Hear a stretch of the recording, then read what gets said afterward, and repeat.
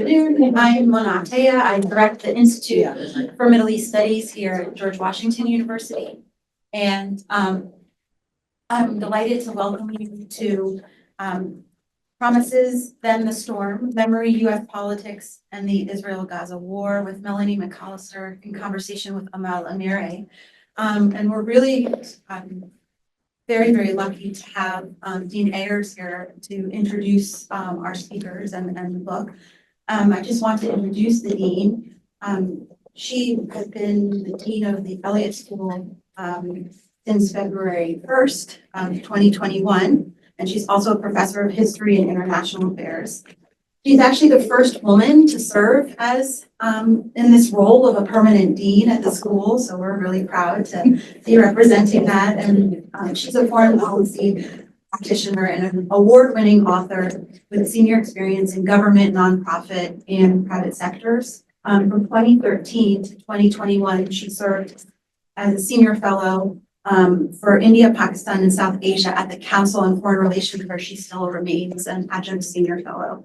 And we have just been really blessed to have her as our leader and to have her support of the Institute and of Middle East Studies here at GW. For those of you who don't know, the Institute is really the institutional hub for all things related to the study of the Middle East, including housing our graduate program in Middle East Studies, and coordinating events and lecture series, both academic and policy oriented events and lecture series. So just before I hand the floor over to the Dean, I would like to invite you to join us for some of these future events, including a webinar tomorrow on the war on Lebanon, history, politics, and resistance. That's only online. That's at 12 p.m. tomorrow. Our next in-person event is November 1st, Smugglers and States, Negotiating the Maghreb at the Margins with Max Galian in conversation with Diane Kim from Georgetown, and he'll be talking about his new book on smuggling in North Africa. And then finally, on November 7th at 2 p.m., Amlet Tales, Race, Magic, and Medicine in Egypt with Taylor Moore in conversation with Nefertiti Takla, also from Georgetown. So we have really exciting events coming up, and we hope that you'll join us. Without further ado, I'm going to hand the floor to Dean Ayers. Thank you so much. Mona, it's nice to see so many people here this afternoon. Welcome to you all. Thank you to everyone in the audience and online for joining us for today's book launch for Professor Melani McAlister. As many of you know, but I will now explain at greater length, Professor McAlister is Professor of American Studies and International Affairs here at GW. For those of you who don't know, as of November 1st, she is president of the Society for Historians of American Foreign Relations. So she is deeply steeped in scholarship as well as shaping the field as a leader in the discipline. And we always look forward to launching our faculty members' books. It's a labor of inquiry, it's a commitment to one's field. The Elliott School Book Launch Series recognizes the importance of the book as an object for the social sciences and the humanities, and it gives us a chance to hear from our faculty as their newest works come off the press. Promises, Then the Storm, Memory, U.S. Politics, and the Israel-Gaza War is Professor McAlister's third book, following 2018's The Kingdom of God Has No Borders and 2001's Epic Encounters. But the book we'll hear about today wasn't the book she set out to write some time ago. Actually, last fall, Professor McAlister was away on a research leave in Cambridge, Massachusetts on a prestigious Harvard-Radcliffe fellowship. She was planning to complete a monograph on the art of solidarity, culture in the U.S. market for third world culture in the late Cold War. And then the world intervened. She writes of watching the news on October 7th in horror for the civilians killed in the attack and fearing what would come next. So instead, she ended up spending her fellowship year writing this book of reflections on the history and politics of U.S. debates about the Israeli-Palestinian conflict. Beginning actually as a part of her journal, the book became a multifaceted look at memory and history with interspersed meditations on the role of art in political activism. She follows the development of the current war in real time while drawing parallels with previous events, protests, and artistic responses. Professor McAlister's scholarship on U.S. Middle East relations and her expertise on the intersection of cultural and political history allows promises to address more than politics and conflict. It also speaks to the power of art, narrative, and memory. So we look forward to hearing more. I do want to take a moment to underscore something important about where we are and about Professor McAlister's work. In this book, she provides a personal account of the past year as she saw it, a year that has been marked by deep polarization across our country and felt very painfully on university campuses, our own included. More than a year on, the war continues, with hostages still held in captivity and with a humanitarian crisis intensifying in Gaza. Some of you may find yourselves in profound agreement with Professor McAlister, and some of you might find that you deeply disagree. In a free speech community, that's exactly what we expect. So I want to highlight the importance of academic freedom here and our commitment at GW to free expression. We want to encourage diving in, pondering the most urgent, critical, and challenging questions in the world, and we want to do so while fostering respectful, thoughtful, and informed discussion. For the rest of our program, Professor McAlister will speak first about her new book, and she'll read a selection of the text to kick things off. She will then be joined by Professor Amal Amireh, Associate Professor of English and World Literature at George Mason University. I'll take 2 seconds to introduce Professor Amireh now. Her areas of expertise include Middle Eastern literature, world literature, post-colonial studies, gender and sexuality studies. She received a BA in English literature from Birzeit University in the West Bank and an MA and PhD in English and American literature from Boston University. Before joining George Mason, she taught at An-Najah National University and Birzeit University. Following their they will engage in conversation about the book, and we will then open things up for Q&A with the audience. So let's get started. I will turn things over to Professor McAlister. She'll give us an overview, and let me congratulate you on your newest book, and the floor is yours.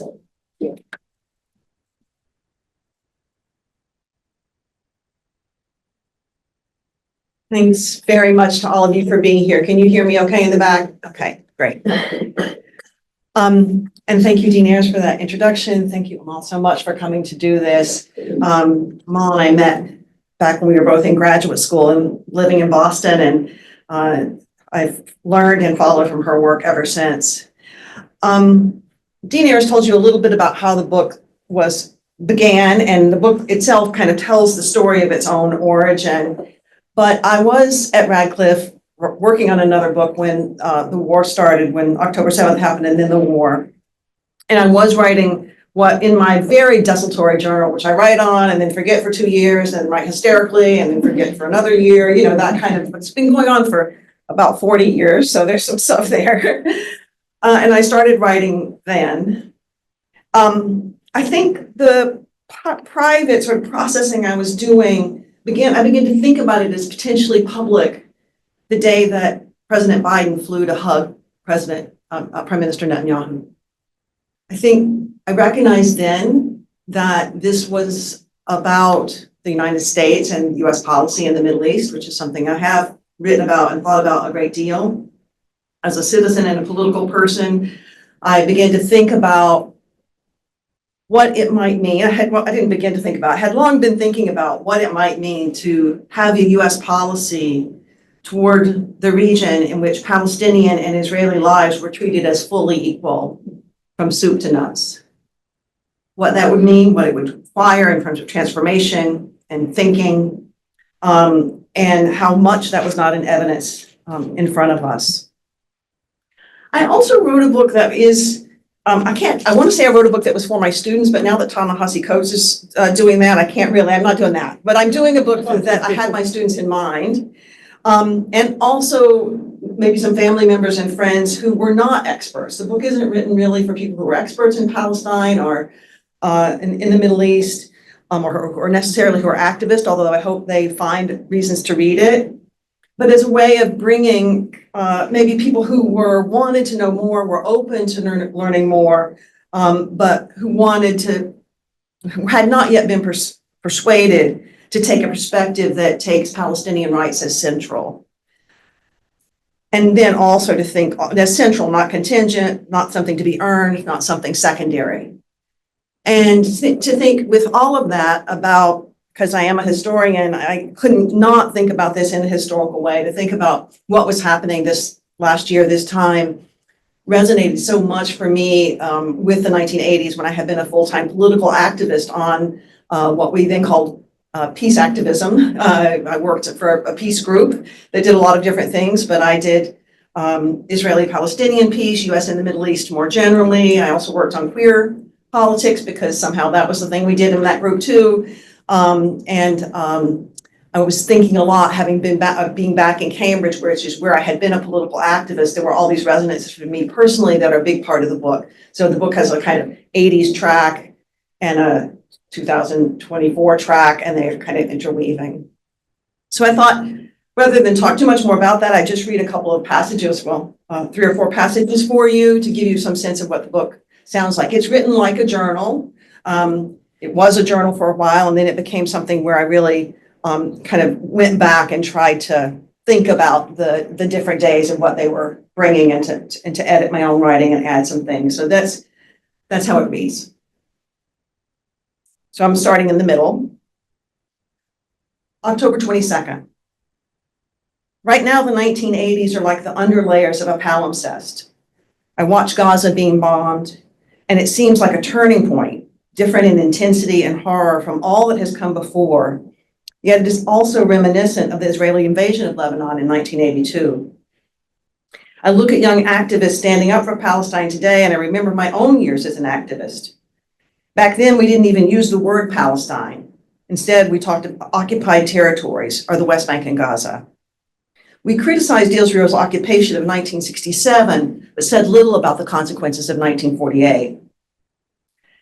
I never thought I'd see the day, I keep saying to people around me. So many students and just ordinary citizens are marching in support of Palestine. But I also never expected this kind of devastation either.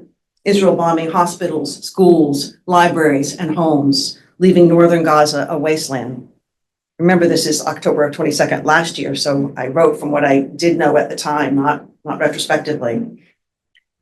How do memories converge and conflict with the current moment? Like many activists of my generation, I feel the weight of decades. What is happening today is part of that history, and yet also so different, resonant, but not a repetition. These young people organize in ways that reflect the urgency of a war that is killing hundreds or thousands of people a day. In this way, too, I'm reminded of queer work and AIDS activism from the 1980s, when people were also fighting against an avalanche of death and suffering. They fought like it mattered desperately. That urgency directs me too. I was supposed to be spending this academic year writing a book about Middle Eastern and African literature and music in the late Cold War.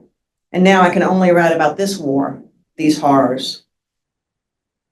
I've picked up David Scott's Conscripts of Modernity from 2004, a brilliant meditation on colonialism and post-colonialism that's also a primer on how to write and read history. I've pulled it off the shelf because I need to think more about what it means for me to be writing these comments on the current war with the memory of the 1980s so vivid as a backdrop. On the face of it, and this gets a little complicated, on the face of it, Scott's book is a close reading of C.L.R. James's history of the Haitian Revolution, the Black Jacobins, which was written in 1938. But Scott also makes a larger argument about how history writing, and I would add the writing of novels and music and poems and journalism, encodes within it a set of hopes for the future. Scott focuses on how James' history of the Haitian Revolution was shaped by his historical moment, his space of experience. But Scott also wants to show that James's history writing was also informed by his imagination of the future, his belief that certain things were still possible, a quote, horizon of possible futures. In the 1930s, when James was writing about Haiti's 18th century revolt, the colonized world was overflowing with hope from freedom, for freedom from imperial rule. In that pregnant moment, James wrote with an expectation of possible futures, a longing for a certain kind of world to come. His sense was that Haiti's independence in 1804 had launched the beginning of the end of empire, that soon new and freer communities would replace the brutalities of colonialism. Today, we know a different story, the frequent failures of formal independence to provide true freedom, and the ways in which post-colonial liberation was often far less liberating than its supporters had dreamed. The old order collapsed, but the new order was defined less by radical democracy and freedom than by the reach of transnational corporations, the hot wars of the Cold War, and local corruption and betrayal. How then do we read James's anti-colonial story of a signal victory against colonialism today, with the knowledge that so many of the futures James and his cohort saw on the horizon were in fact stillborn or shattered? We must remember, Scott says, that people writing before us lived with a horizon of possible futures that are, quote, not any longer ours to imagine, let alone seek after and inhabit. Those futures have been foreclosed. We can and find other possibilities, other narratives to shape the worlds we hope to make.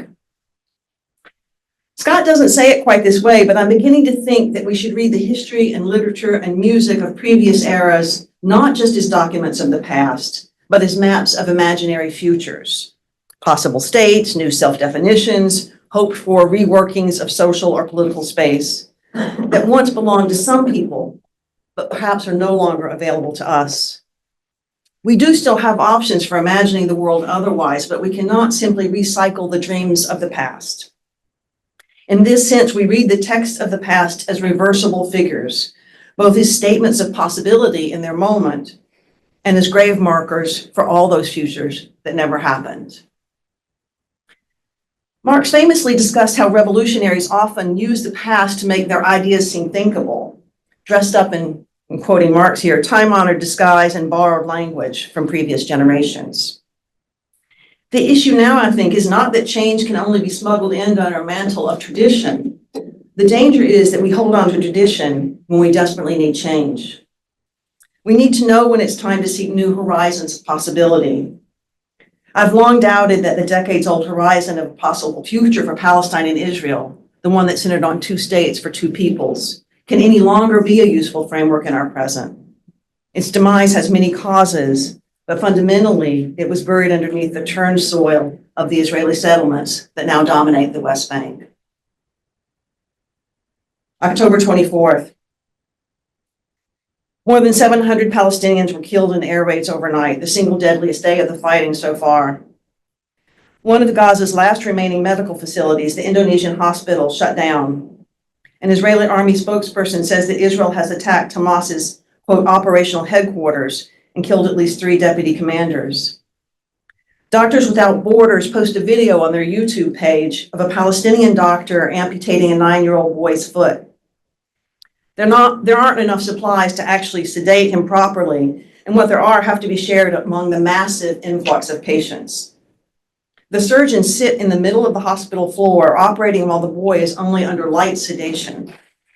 The boy's mother and 13-year-old sister are sitting nearby. There's no ambient sound in the video, only a voiceover, so we don't hear screams. Most horrifying of all, I think, is that the sister is watching, knowing that she will need surgery next.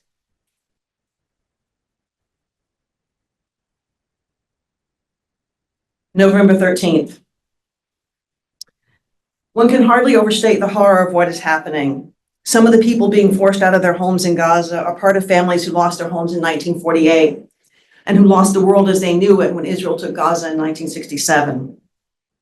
The world, and particularly the US, has always shown a stunning level of disinterest in the multiple and quotidian ways that Palestinian lives under Israeli rule have been increasingly structured to be unlivable. Today, there's less and less excuse for not knowing exactly what that unlivability looks like. On Instagram and other social media, both professional journalists and ordinary people in Palestine are documenting the trauma they are experiencing. They take videos of destroyed buildings, or people line up for food, or offer commentary, often personal, uploading their videos when they finally get internet access. Hind Kodari is a freelance journalist who reports with courage and heart. Some of you may know her. A few days ago, she uploaded a 1-month montage of her Instagram account, including scenes of carnage on the streets, people crying in hospitals, her crying with an older woman in her arms. There's one remarkable shot of her high up on some rubble, looking over a large area of damaged buildings and explaining, almost yelling, that there is a line of people down there trying to help a man extract his young son from the destroyed buildings.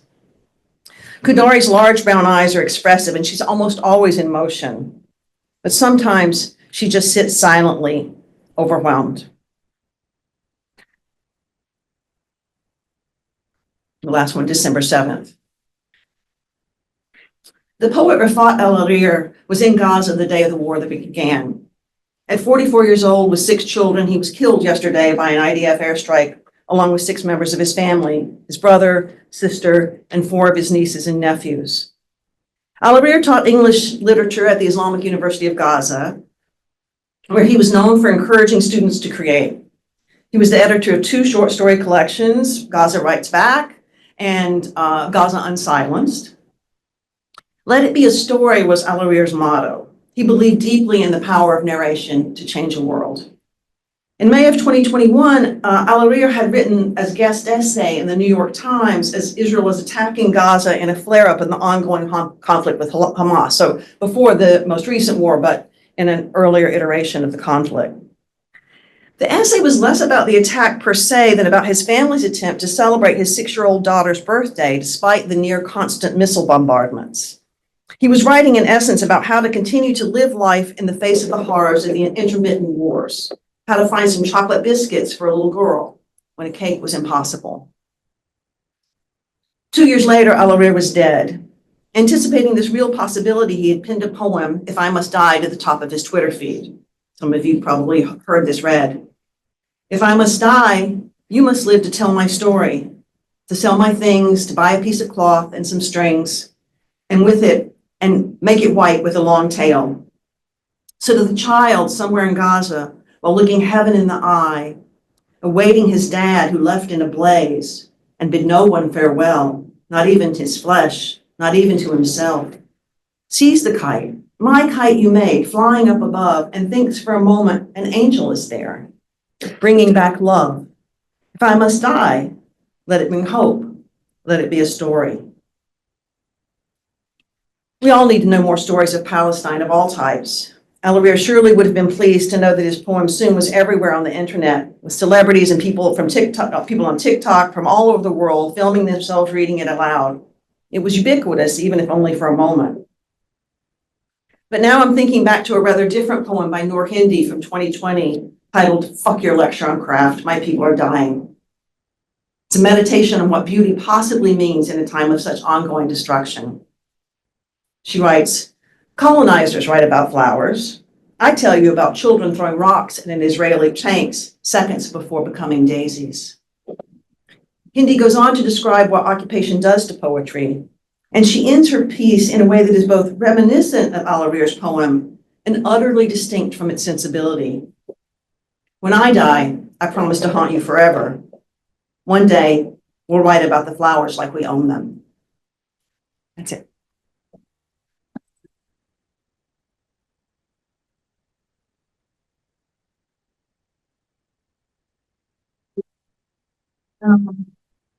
So thank you, Melanie, for writing the book. Thank you for, I don't know if you invited me, but I ended up here. You suggested my name. So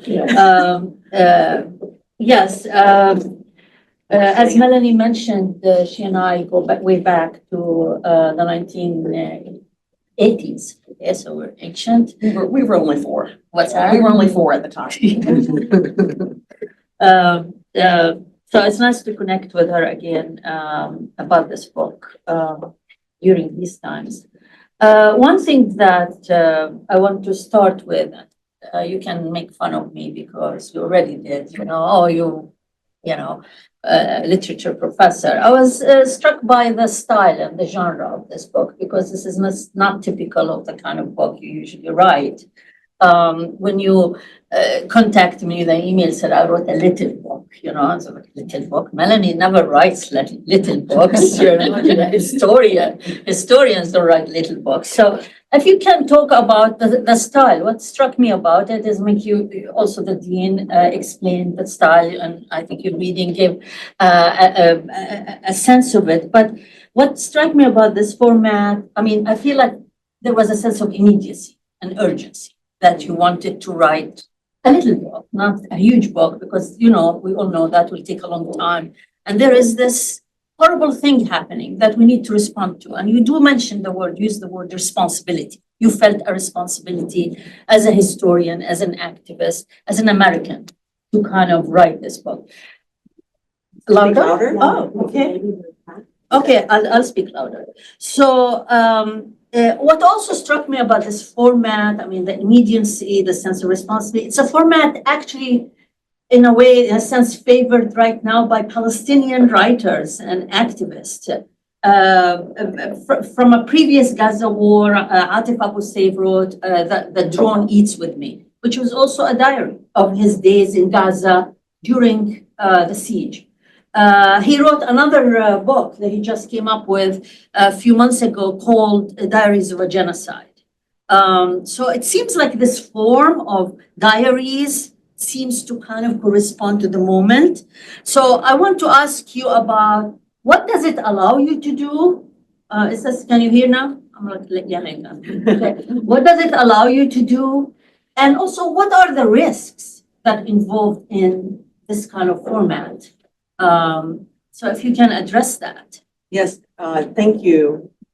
Yeah, I knew also from teaching about the Iraq War, that, you know, there were some people writing in the early days of the Iraq War, some kind of blog that basically were like diaries, and that I've taught from that as well. I didn't quite know what I was getting into when I decided to write it this way. It was the way it was already being written, and I felt that it freed me up from my historianism, you know, like having to have every single footnote, every single fact, I mean, I have a lot of footnotes and a lot of facts, but and I did feel incredibly, as I know many people here did, caught in the moment in what was happening. But I also know, and this even turned out to be true as I was writing, that it's easy to forget, you know, a year later what it felt like in the first part. And the book ends actually on January 1st, 2024, and then 2024, yeah. And then it has an epilogue that are about the protests last spring. So it really is about the first like 4 months of the war. And even then, sometimes I would go back, I was trying to go back and, you know, sort of say some things I'd forgotten to say, and I would put things and realize, no, that actually didn't happen until later, you know, and you sort of write what you know now into the moment. So I wanted to have some sense, I don't know, it just felt like right to have some sense of what it felt like as it was unfolding, knowing that I wasn't going to get everything, that I was going to stop and try to get the book published.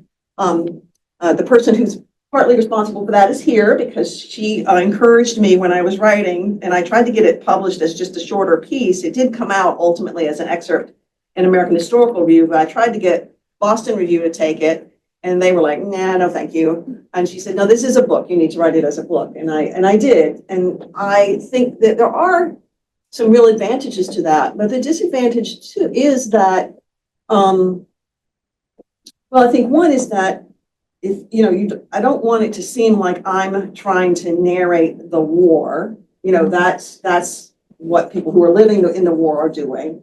And what I'm narrating, and I say this pretty strongly in the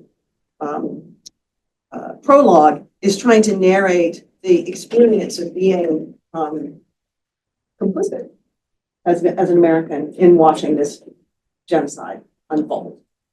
Right. I think one thing that comes through for me, like 2 points I want to make about the how it felt. I felt that your tone was changing as the book went on. So I don't know if people who already read it noticed that. But I think, simply put, I think there was more fury as the entries proceeded. So that was interesting. And also another thing I noticed, that you didn't shy away, which I admire, by the way, but shy away from, in a sense, revising your views. Okay. Like you mentioned, at some point they're calling it genocide. I'm not sure this fits. Then maybe 2 weeks later, it's genocide. So I thought that was really powerful to me. You're thinking, you're observing, you're debating, but also you have I think, the courage to change position. I mean, because the reality that we're witnessing is really very different. As you say, it's similar, but it's also very different from anything we saw before. So we're trying to understand it, and I really admire that. You also, I noticed, but maybe that for a little bit later, you are debating the whole future, right? What the two-state solution, right? And you keep coming to it, and you come to it at different points. So I thought that was really interesting. It was honest. You know, you don't have all the answers, right? I don't think anybody here has all the answers, but at least we need to be open, honest, and debating these issues.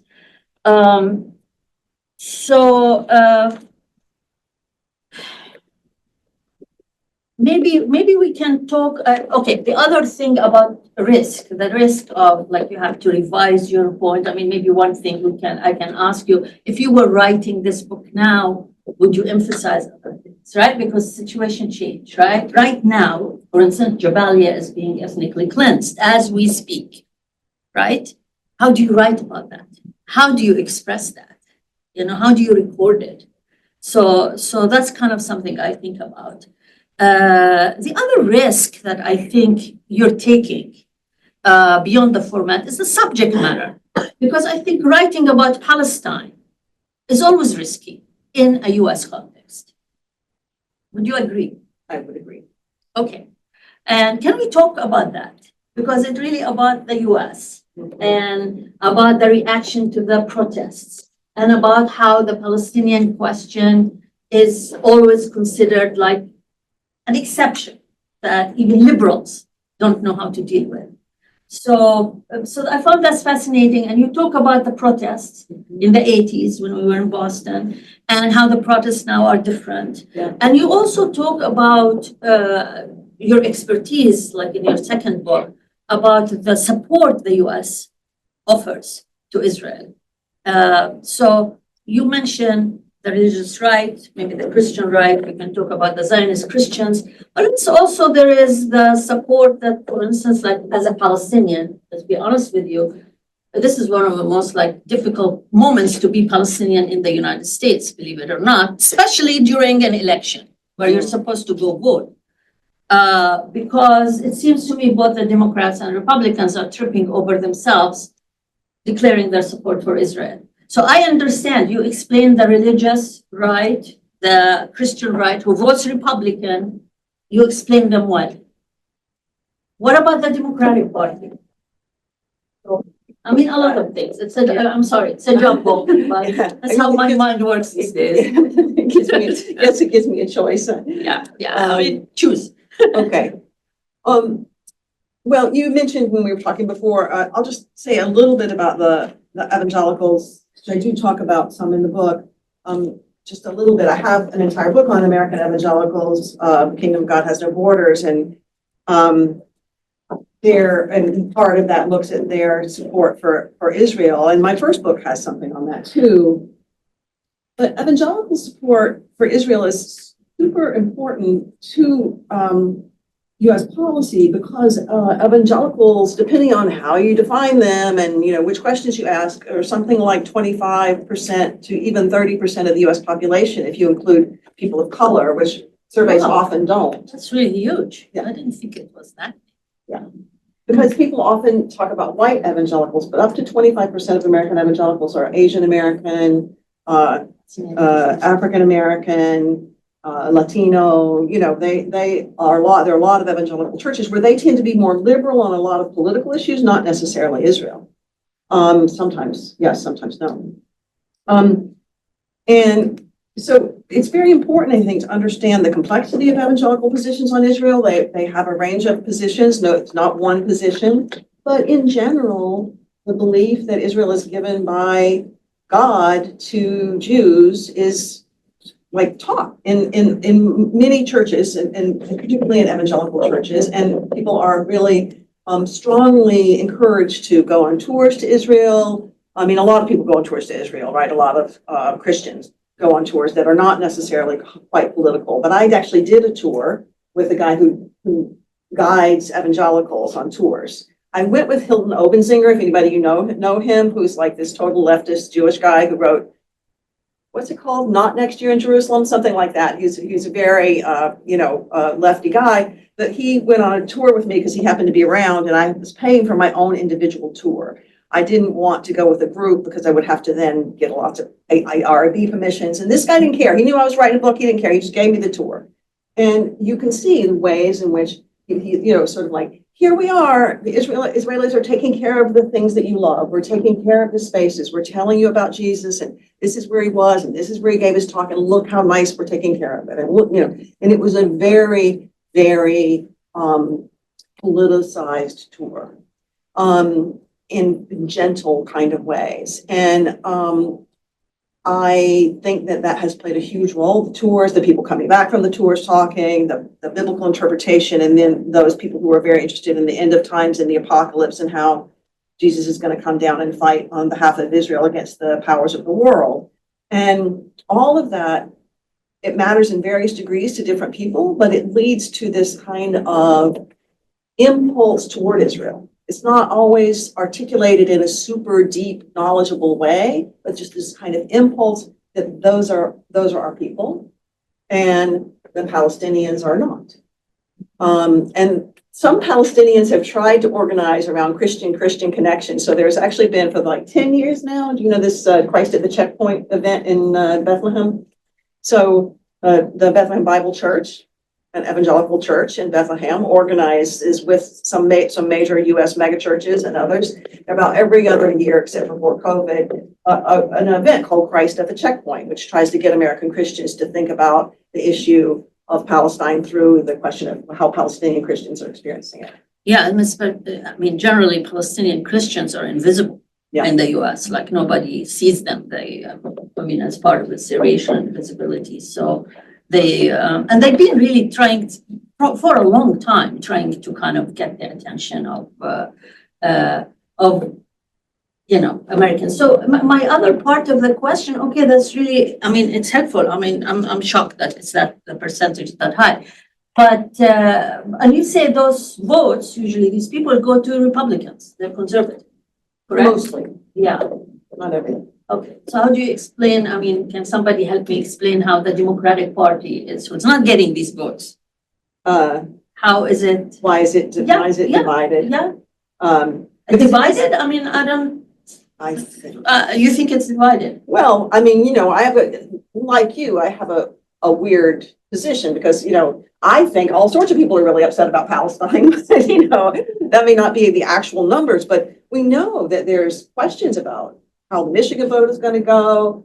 Northern Virginia is now in play around a congressional race, like people who usually vote Democrat who are angry about how the Democrats have ignored what's happening to Palestinians and are not, so Palestinian or Arab Americans who are going to either not vote, some of them are going to vote for Trump because they figure it can't get any worse. There is a crisis. Yes, absolutely, it's a crisis. I think divided is giving the Democratic Party too much, they are really marginalizing the critics, and the Democratic establishment made it clear it doesn't care about the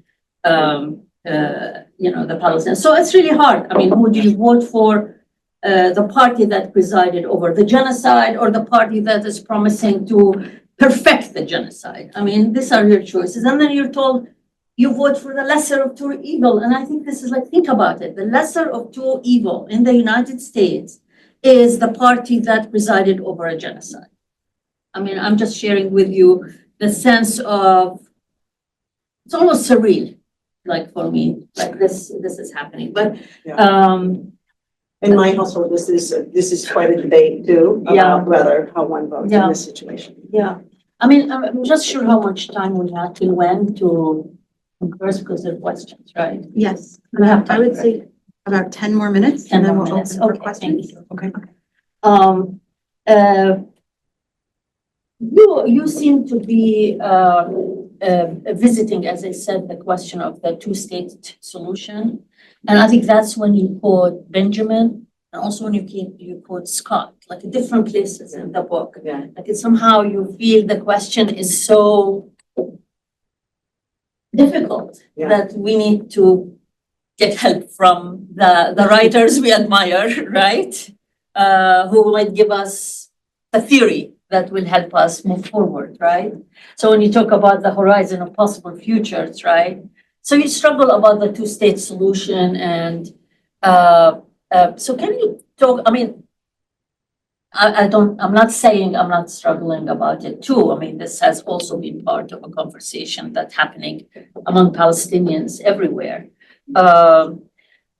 Maybe you can, one thing I really love about the book, maybe I'll copy it for one of my classes. It's like when that exercise about the promises, right, that you do. And maybe you can talk about that, because that maybe explained to me the position you reach towards the end of the book about the two-state solution, right? I mean, the failed promises, right? Yeah. Maybe you can talk about that. Yeah, so, I mean, as I was saying, this is gonna sound funny, but I don't know how else to say it.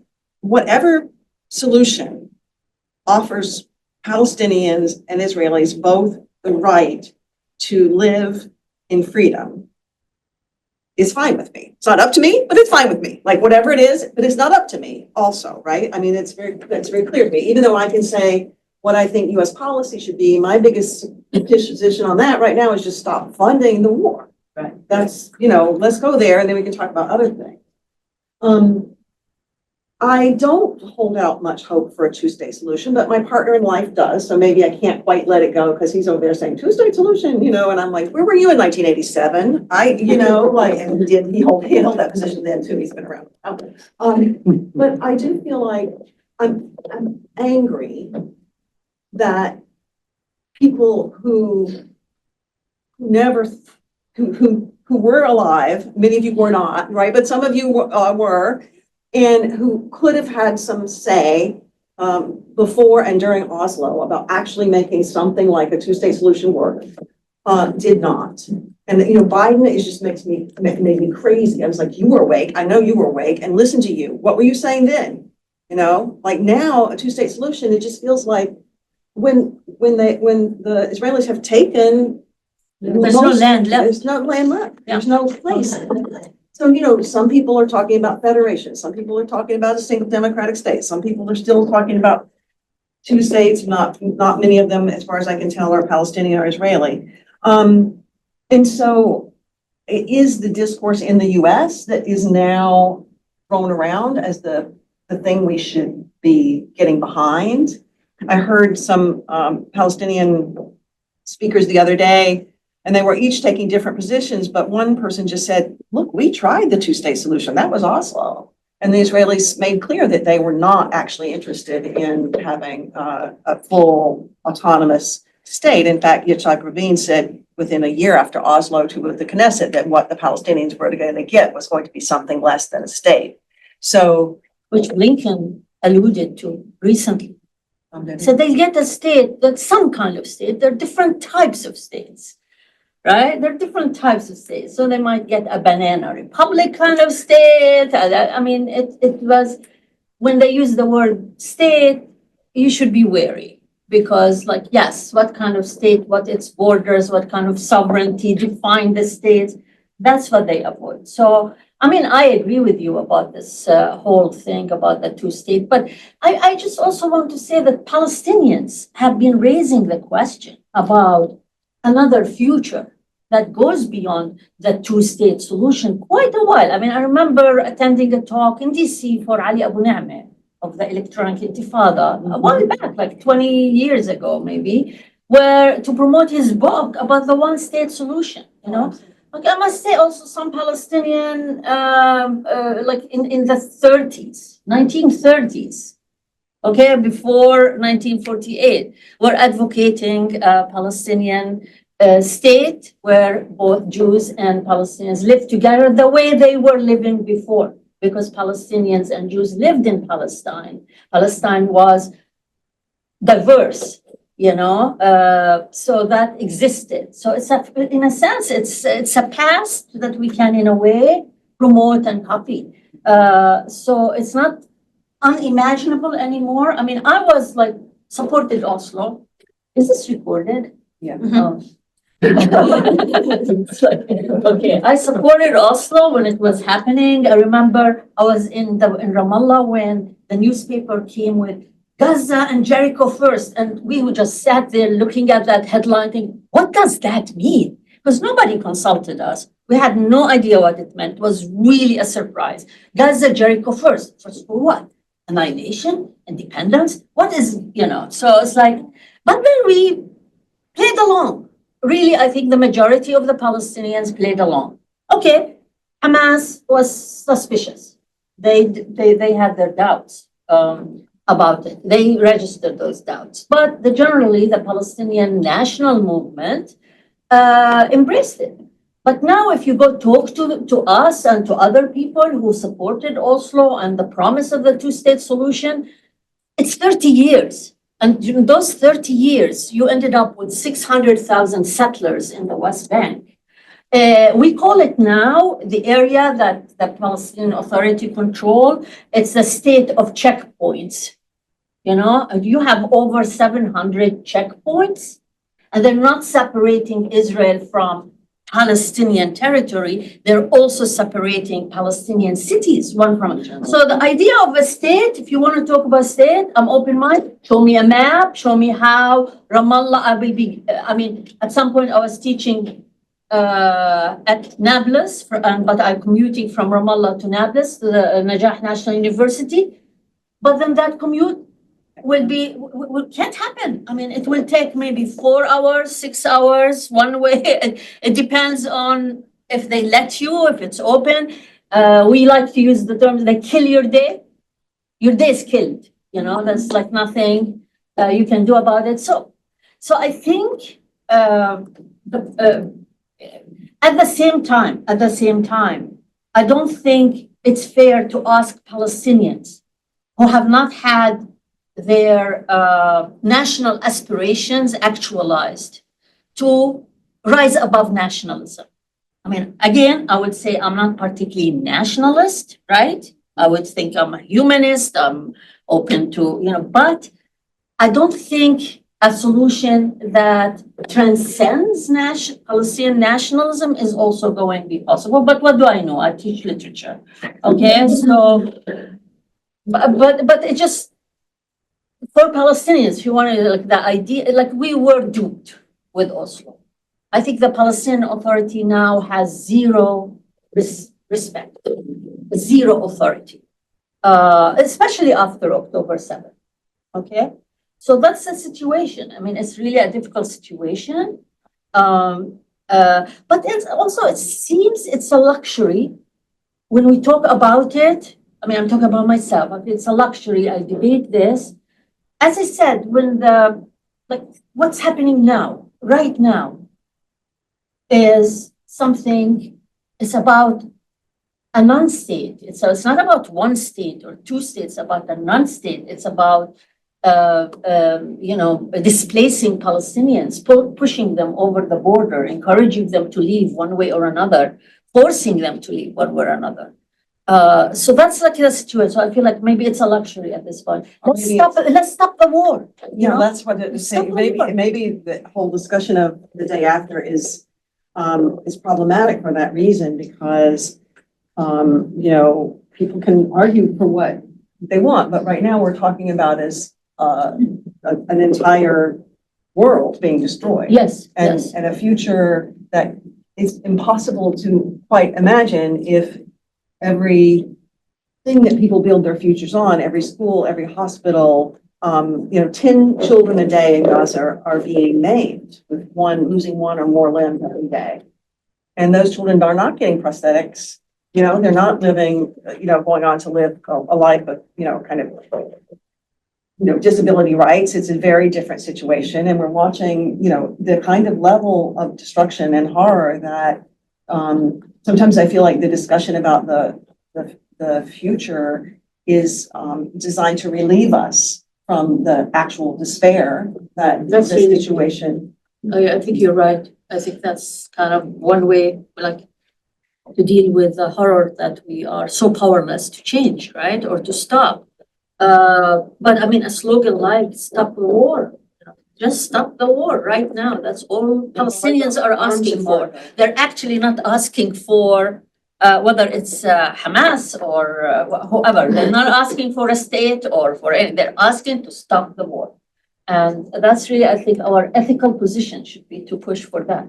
Just stop the war. I mean, as we speak, people are being killed, maimed.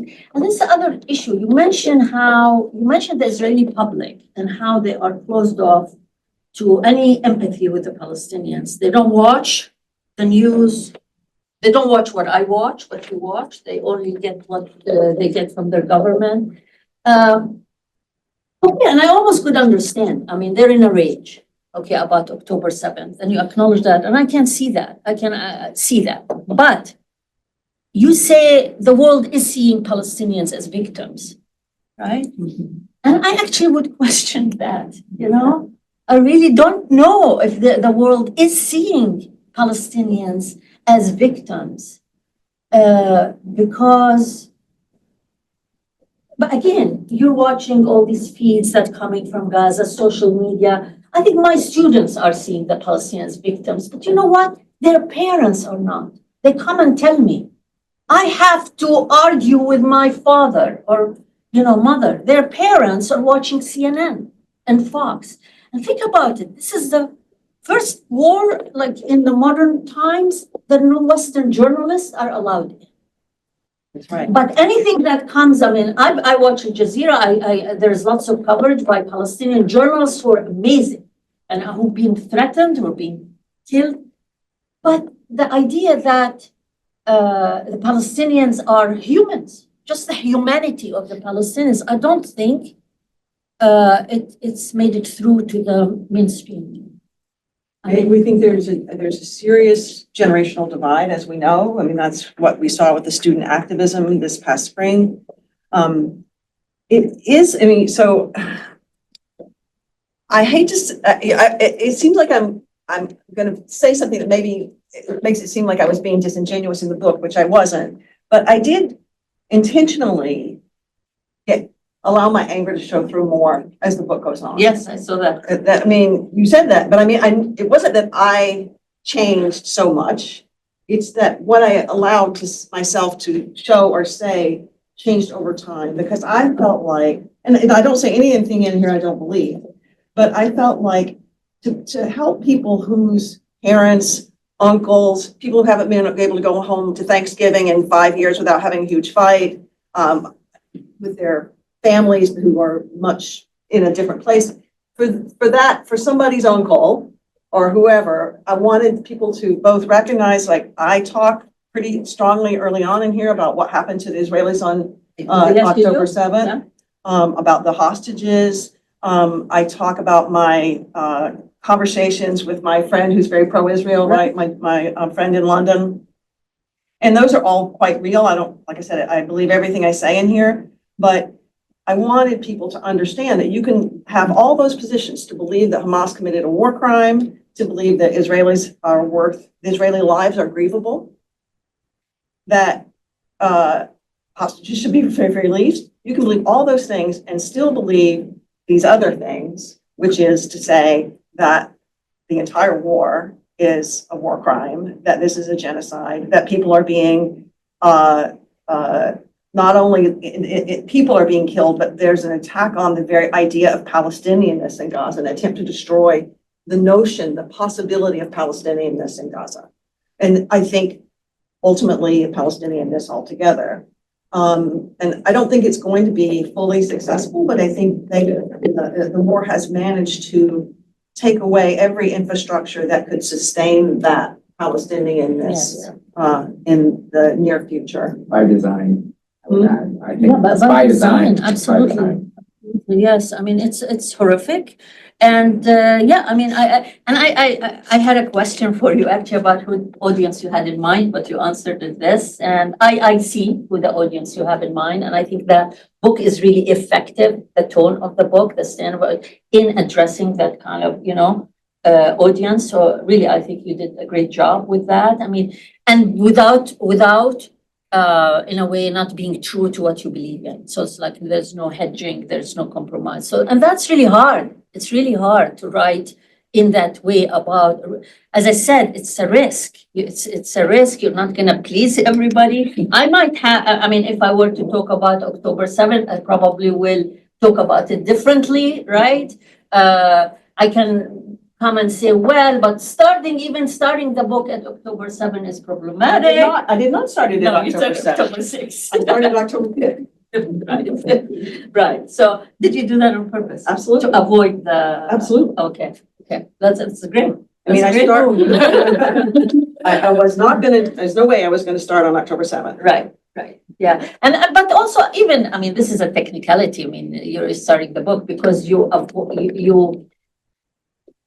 guard against starting history at October 7th by recalling the previous history of the Lebanese Civil War, by the activism of the 80s, by the promises that failed. So your book, so as I said, it's a technicality where you start the book, because the book itself is really showing things have roots. Things didn't start at October 7th. It's not the beginning of history. And I think you did a great job with that. And as I said, those promises thing, that the failed promises, and you concluded with the dream deferred poem, it really worked. So I think we have 2 minutes. I want to ask you to read a passage, which is the concluding passage of your book, which is probably all the time we have. Why Palestine matters. That's how you conclude your book. Oh, I conclude before the epilogue, That right? before the epilogue, yeah. I was moved by it.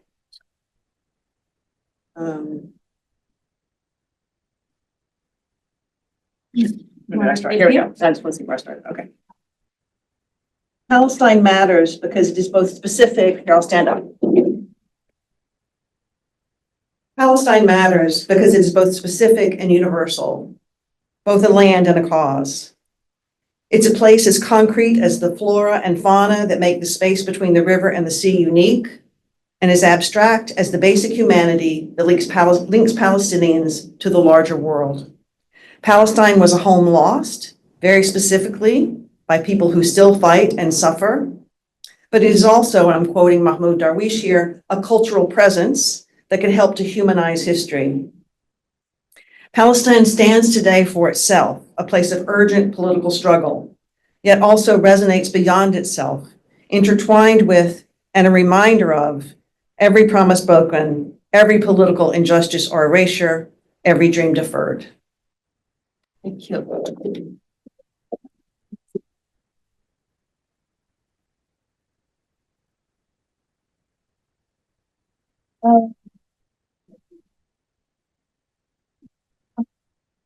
Because you know people more. Sure. First, I just want to say that the books are for sale. So after the event, you will have an opportunity and we will have a reception afterwards. But now we'd love to take your questions. I'll start with you, Ari. Well, thank you. Thank you, Melanie. You're very courageous, both morally but also writing without footnotes. So my question would be actually to ask you, I like the way you connected it with memories of the 1980s. The palimpsest metaphor is beautiful, but also to connect it to US foreign policy. And I'll share something, and it's an anecdote that I teach when I teach classes. Very vividly remember it also as a kid growing up in Israel. James Baker, in his famous, I think it was June 1990, June saying, 1990. so it's technically not the 80s, but it's Yeah, just okay, a that's few fine. months after the 80s. Right. The Shamir government is elected, and in a press conference saying, in a way, in the diplomatic language saying, the Israelis stop BSing, and when the Israeli government is serious, call the White House, and the number is 202 and so on. I teach it, and even one of my students called the number, and it's really the desk The foreign office was nice anecdote. And I'm curious about, so what exactly, and following the last year or so, I'm baffled. I know what's the public opinion in Israel. I know, right, the way Israelis are closing their eyes and so on. How come there's no diplomatic, I'm thinking here like a diplomat, carrots and sticks. How come there was no moment in which like a US official will say, yes, I mean, it's not unconditioned and puts the foot down. And now, I know we were talking about James Baker, a Republican Party, not exactly, someone who would be considered super progressive today. So what is it about this moment in US foreign policy that created this carte blanche attitude that diplomacy seems to be nowhere? It's a great question. I came to the event that we had here at the Elliott School last week about the diplomats who had resigned over American foreign policy. And that was pretty interesting. The young woman who resigned around Israel-Palestine and somebody who resigned over Syria. I have struggled with this myself because there are a lot of ways this could have gone that were something other than, one hug after another, essentially one hug and a check and some missiles, right? This seems like the entirety of the relationship. One of the things that I would say is I'm not one to normally in my historians of American foreign relations hat to put too much on individual presidents because I think there's a whole thing that they're subject to a whole set of conversations and pressures. But I do think that Biden is distinct in how strongly and deeply his pro-Israel politics go and how he has set limits on exactly what can be done or said. He's made clear that there will be no pressure on Israel till recently, right? And then we get after the election, if you're still doing really bad things, we might be a little upset with you. But I think he has some personal responsibility on this issue. I also think that, and I want to be really careful when I say this because I don't want to. I really hate the argument about American policy making that puts it all on campaign contributions. I think there's a very strong pro-Israel sympathy among a large swath of the American public that is created culturally and politically that is not about that.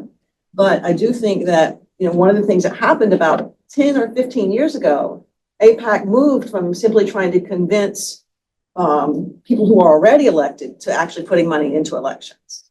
You didn't do that before. And so, I mean, if I'm Kamala Harris and I am buddies with either Cori Bush or Jamal Bowman, both of whom lost their primary elections because of, well, Jamal Bowman might have lost anyway, but because of Israel, in part because of the money put in to defeat them. And again, that money is not all coming from Jewish donors. Some of it's coming from these larger kind of coalition, evangelical, Jewish coalition groups that support Israel.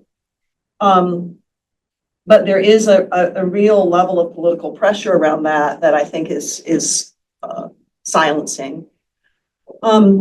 I still don't understand though, given what was happening and given the real sentiments in the American public, the changing sentiments in the American public. I mean, I think I look and see that most of the American public thinks that the U.S., that the Palestinians are suffering an injustice in Palestine now for the first time ever. Small amount, it's like 52%, depends on the poll, but that was never something that would have been thought of before. But that public is not actionable. They're not going to go out for the most part and vote on that feeling, whereas the pro-Israel folks are. And I think that except for the people that we were talking about earlier. So that's my take on it. I mean, I was going to say when Amal was talking about the attitudes in Israel that I wasn't going to say a word about it because you were here and you would tell us what is going on in Israel. But in terms of what's going on in the U.S., I feel that there is a level of pro-Palestinian sentiment that I've never seen before, but that level is passive. A lot of it is passive rather than really willing to take a stance. There's a kind of follow on here, I I'm think. gonna call on you in the back. So for context, I am a student of Dr. McAlister and Can you speak up a little bit, Nico? I'm a student of Dr. McAlister and we're currently going over the anti-apartheid movement. So my question is, I've heard this comparison made a lot. How accurate is it to view the lens through anti-apartheid and what lessons can we draw from that? You also spoke earlier about about the 80s and how Oslo sort of gave hope to people. And maybe this isn't exactly accurate because this man has been in prison for the duration of my entire life, but I think there's a Palestinian leader called Marwan Barghouti who also gave hope at one point. They called him the Palestinian Mandela. So I want to hear your thoughts. Okay, thank you. I'm going to say some things and I'm going to let you say some things because I know you have things to add.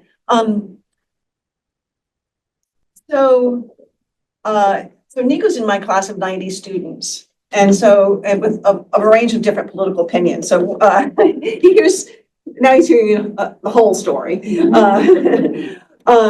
But I think that what is happening to Palestinians, I mean, I don't like to play this game, but it's actually far worse than apartheid.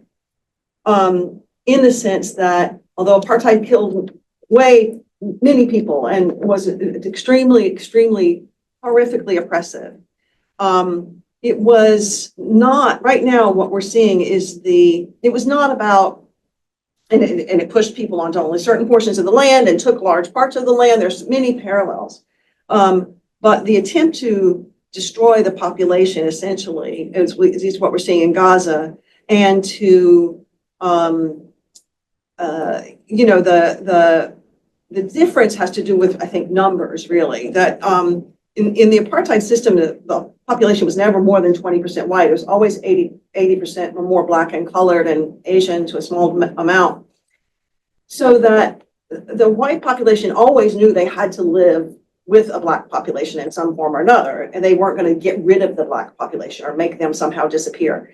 And so the kind of I don't want to get my rhetoric carried away here. The kind of level of violence and killing in that we are seeing in Gaza, you never saw under apartheid. You saw some pretty horrific stuff. So I'm not trying to be in any way minimizing. But the notion that the kind of solution with separation is, it is what we're seeing as much, on the West Bank in particular, you can see that the idea is to separate settlements from Palestinian population areas, but also to separate, thank you, Palestinians from each other, so that every Palestinian territory is basically surrounded by settlements now on the West Bank. They're basically islands. And so I think it's a very accurate comparison. I think it could go even further. But I think the person who should talk about Barghouti is you, so. Yeah, I mean, okay, Baruti, what can I say about him? I mean, we were at Birzeit University around the same time. He was the head of the student council that I served on, but he belonged to Fatah. So I know him as a student, I know him as just this other student activist. I think he was arrested around the second Intifada and charged. I don't know what they mean by he's a Mandela. I mean, we have lots of Mandelas, You can say Sinwar was also a Mandela, I mean, in a sense, right? Or he might be, because Mandela was called a terrorist for a long time by even the US. So, yes, they're just. Though Mandela, the organization had a commitment to civilians, which Sinwar did not. Well, I mean, we can debate that. I mean, what Sinwar said or not said, but what's really interesting about Sinwar, if you want to talk about Sinwar, but he asked about Barghouti. I mean, so, but Barghouti, so I mean, he's a potential leader, right? But I don't think his views are so different from the views of the majority of those imprisoned with him, or actually some of the Palestinians, even, I mean, if you want to talk about Hamas, Sinwar, we're trying to avoid talk about Hamas, but we want to talk about Hamas agreed to a Palestinian state. They said if the majority of the Palestinian population agrees to a Palestinian state in the West Bank and Gaza, we're not gonna ruin the party. We're gonna go along with it. So, so that's really all I can share about Barghouti. But about the apartheid, I would say it's apartheid on a good day, and it's genocide on a bad day. This is the situation there. Seriously, on a good day when there is no extermination, there is apartheid. Jimmy Carter was, I think, the first to use that term. Yeah, it's after he left the presidency, he wrote a book, and he went to the West Bank. And he saw it, and he decided this is the term apartheid applies. Then I show my students a little video, very brief, made by Amnesty International about why the situation in Palestine is apartheid. It's very useful. But my question is, who decides? Like now we're waiting to see, is it academics who decide that what's happening there is genocide? Is it the International Court of Justice? It's debating that. For Palestinians, it's really frustrating because this is your reality. This is what your experience. But it's as usual, people outside, they're not going to take your testimonies. They don't matter. You know, the numbers are exaggerated, Biden said. It can't be that 43,000 people are being killed. The Palestinian reporters, they are all Hamas, you know. The children who are being killed, I mean, they're either you call them little snakes, like one Israeli official called them a while back, that you need to get rid of, or they are human shields. They're not human, they're human shields. So the problem for me really is who gets to decide these terms, right? And we sit and debate them and we come with statements about them.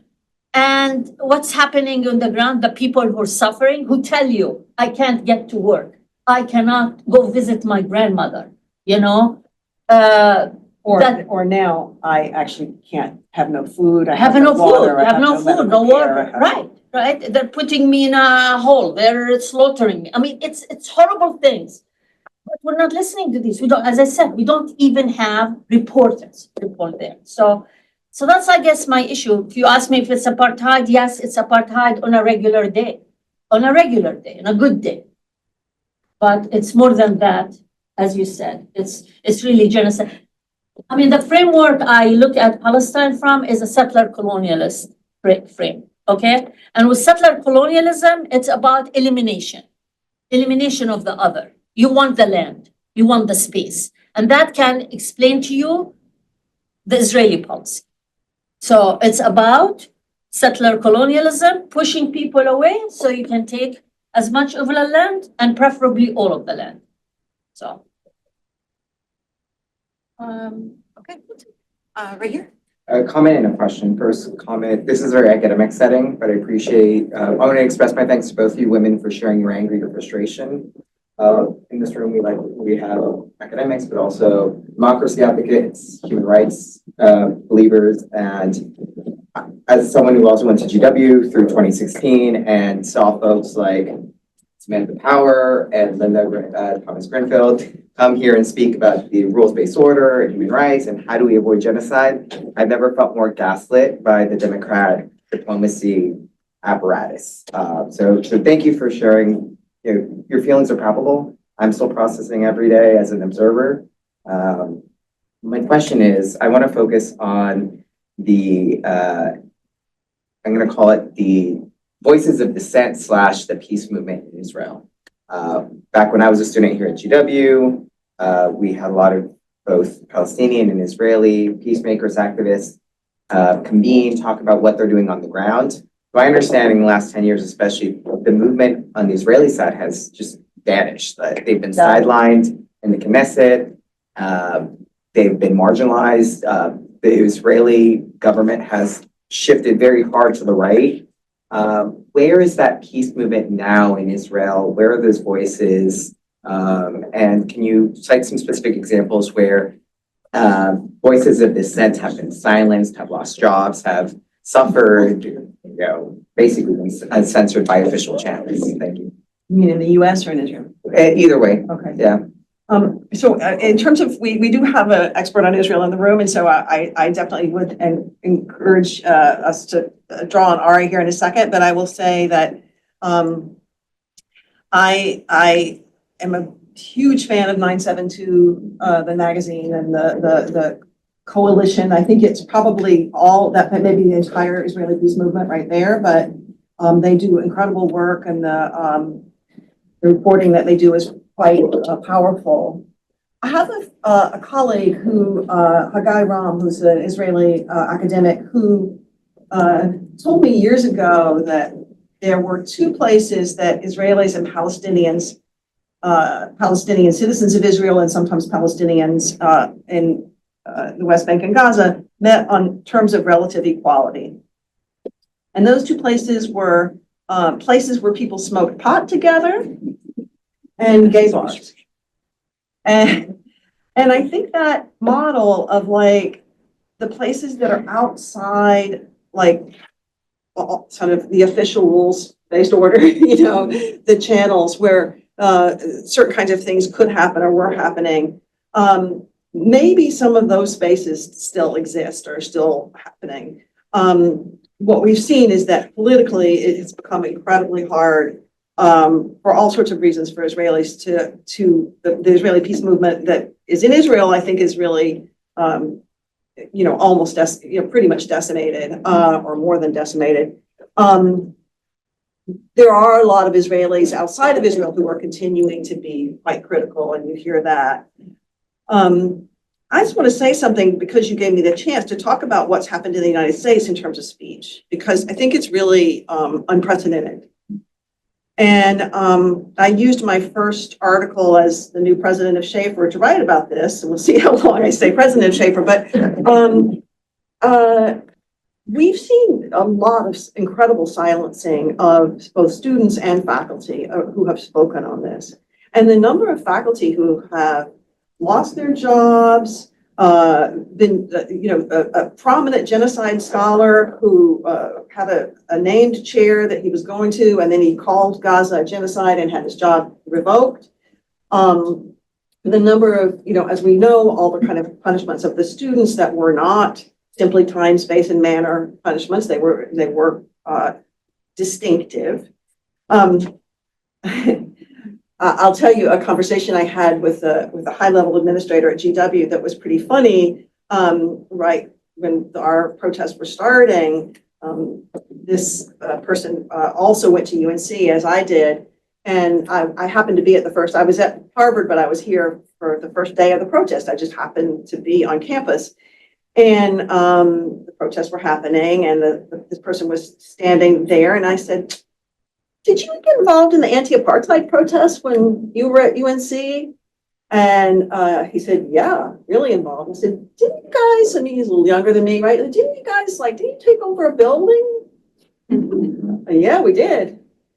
"And what did they do to you? I can't remember. Did you get expelled?" He's like, "They didn't do anything." I said, "Right." I knew exactly what they'd done. Always an option. I said, really always an option to do nothing. And he said, "Not my call," which I believe was happening pretty, probably from the trustees level. But we saw a shutting down of speech in the United States that is truly frightening. I was on the Middle East Studies Association's Committee for Academic Freedom, North America. We have a Committee for Academic Freedom in the Middle East and a Committee for North America. The Committee for North America has done one thing for 10 years. Write about students who are silenced, or students or faculty are silenced for criticizing Israel. That is the one thing that is an issue, and it remains an issue. I've never gotten as many letters. I mean, when I wrote my thing, I just went back to CAFNA, Committee for Academic Freedom North America, to their webpage, and saw one letter after another, after another, after another about people who've been punished or silenced for speech. And again, not everybody's speech is a speech that I would make. Just like, Amal was saying, you wouldn't always say the same thing as the next person. The point is, that people are being silenced for saying things that are not, I mean, I'm not talking about anti-Semitic stuff that, obviously when people attack individuals or groups in that way, that is speech that can be, if not, I mean, it certainly can be that the university can call it out and say, this does not represent our values as a university, and we do not agree with this, and this is horrible, and, like all sorts of things. But this was not that kind of speech. It was all straight up criticism of the state or saying that something is a genocide.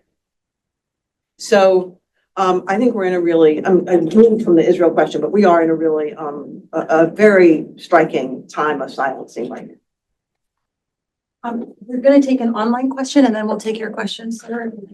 We'll have time hopefully for one or two more. Christian?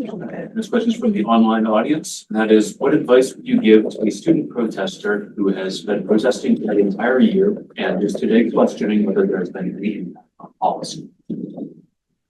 So dangerous. I'm sad, and it's really dangerous if you feel like that student. But I can understand. I think, again, because I'm teaching the apartheid movement, I can talk about the fact that in the apartheid movement, people started trying to get divestment from companies that did business with with South Africa 20 years before there was any success at all. But that was how they built awareness and knowledge and a larger movement. I mean, GW is, I love GW and I love GW students, but we have a tendency to be a little practical minded around what change means. Like, did we have a policy change? What we have seen, and it was the students who did this, really, because the coverage of the student protest is how most people heard about that there was something to be upset about. The students raised the awareness of what is happening to Palestinians for many people who would not have otherwise heard it. And these polls that we see where more people are pro-Palestinian than I've ever seen in my life, that is in part due to the student movement. And yes, we need policy change. We need the war stopped. We need an arms embargo. But you don't get there you don't get there from standing. You have to move opinion. You have to move opinion a little ways, and then you try to move opinion a little bit further until people are ready to take action. And I think the student movement did extraordinary things in raising awareness, and that now it's time for a lot of other people to be doing that really depressing and difficult work of demanding change from our legislature. Jimmy Hogan, been writing back since the, I mustn't write too much in the 87 high school. I'm sorry, I'm having a hard time hearing you. I'm concerned about the language Netanyahu used in Congress. It's not a battle between civilization and civilization. They're facing a battle between civilization and barbarism. So how do you relate that if you're going to use genocide and apartheid? How much is he notifying areas that he's going to clear in areas, necessarily trying to kill the people, just almost wanting a safer zone after a brutal attack? So it's just, what do you see as his meaning of barbarism? Is it have those people cross the line to being uncivilized? You mean have the Palestinians crossed a line? He phrased it to Congress as he's in a battle between civilization and barbarism. Huh? You want to say something? Go ahead, please. No, I teach post-colonial literature, so we talk about colonialism in other places, in Africa, and that's the language of colonialism. That's exactly the language of colonialism. These are the dichotomies. We are civilization, you're barbaric. So when he talked about that, to me, I heard that a million times before. It's in all the books that we study. So that's all I want to say. So it's like there is a history to this language, and it really comes from colonial, regimes. How do you then talk about October 7th? What is October 7th in the nature of that history then? If that's the action of the people, is that a civilized action? How do you Okay, spread? we would say different things about this. So Yes. let me say something and then you Yes, can say okay. something. Okay. Okay. So I would say that, we actually had a conversation about this in my class this last week, in a certain fashion. I would say that, two things are true. One is that oppressed people sometimes use levels of violence or types of violence that are, for me, I would say that if you target civilians, it is not okay. It's a war crime. It is, to be condemned. It is not to be, it's not to be condoned. I understand that when that oppressed people who have been deeply oppressed for decades sometimes carry out actions that are not carefully calibrated along the lines of the international rules-based order. Yes. It sounds like they violate their own religion's basic laws that are then the I'm common sorry, law. we don't for which allow they're for back acting. and forth. You can ask the question, but you can engage in dialogue. We actually only have time for one more question. Okay. I'm hoping it's from a female. Yes, I have a question that I had written out, but I try to remember it.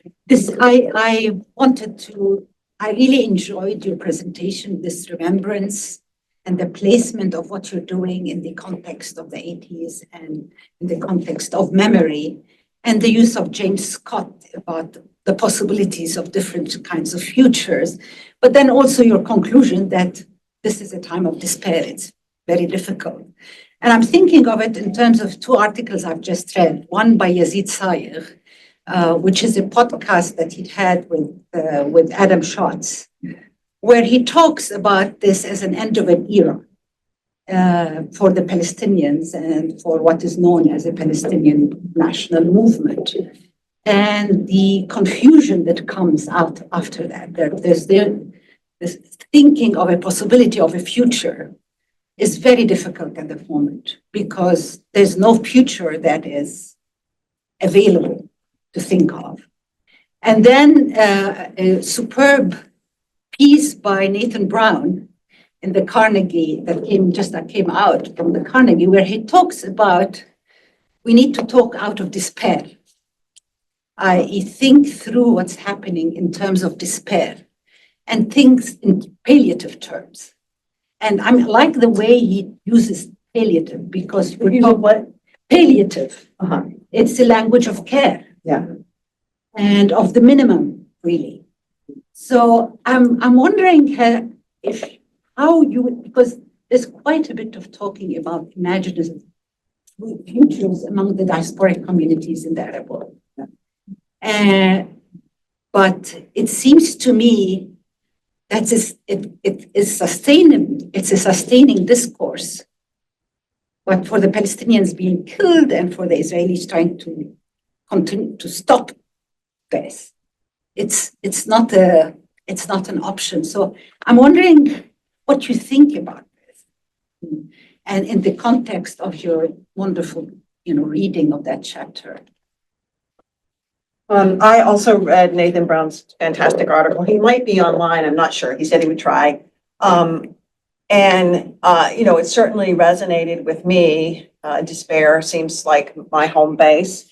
But I also heard Shireen Zukala yesterday speaking. And one of the things she said that we should all be learning from Palestinians right now. She had 5 things we're supposed to be learning, but I don't remember them all. But I remember the last one, which was that we have no right to despair if Palestinians are not despairing.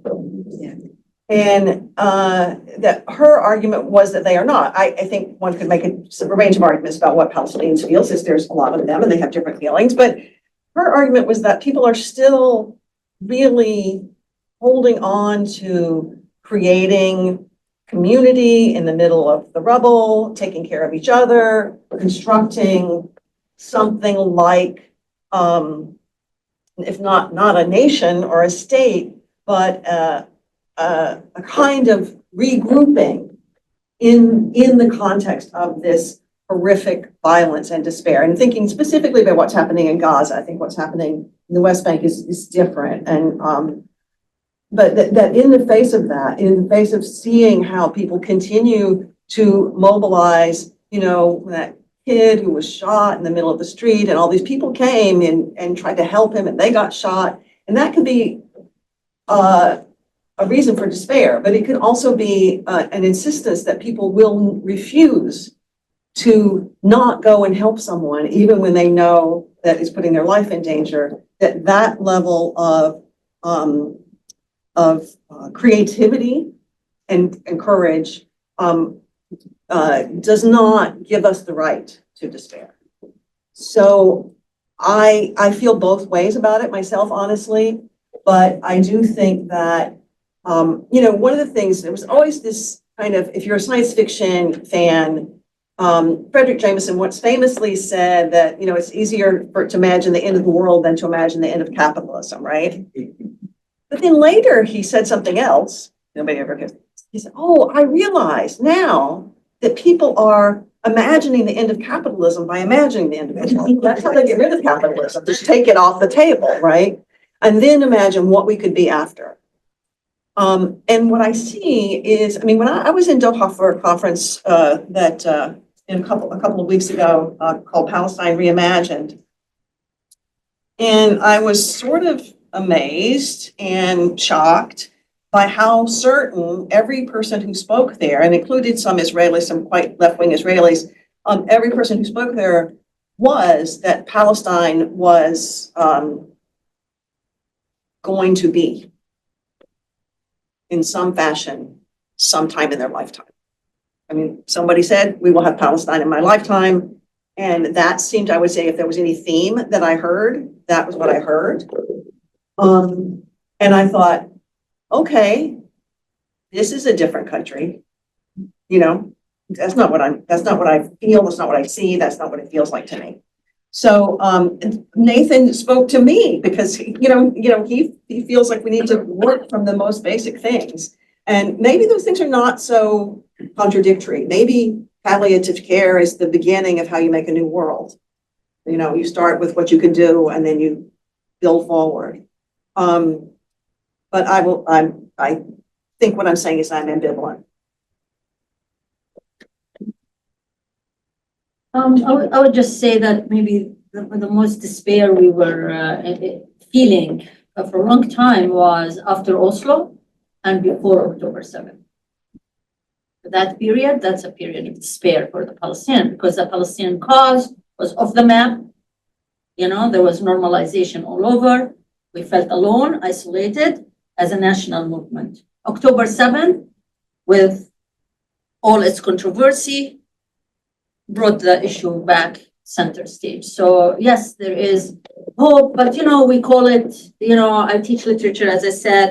I'm teaching Emil Habibi, the pessimist. He says passive optimism is a word he joined, متشائل, joined by being pessimistic and optimistic. It's our national characteristics. So meaning that, yes, situation is horrible. We try. It's a kind of, even our passive optimism falls onto the hopeful side, so I'll tell you why, because what's the other choice? What's the other choice? Yeah. What's the alternative? So let me just say, maybe this will be a place to end, because I know we need, Promises in the Storm is a play on Mahmoud Darwish's poem, Promises of the Storm. And Promises of the Storm is a remarkable poem, and it's also a song by Marsa Khalife, which is spectacular.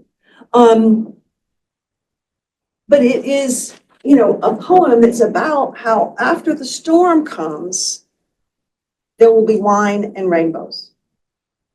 And the storm, whatever you think it is dangerous. It wipes out trees, it gets rid of all the disobedient birds. It's a clearing.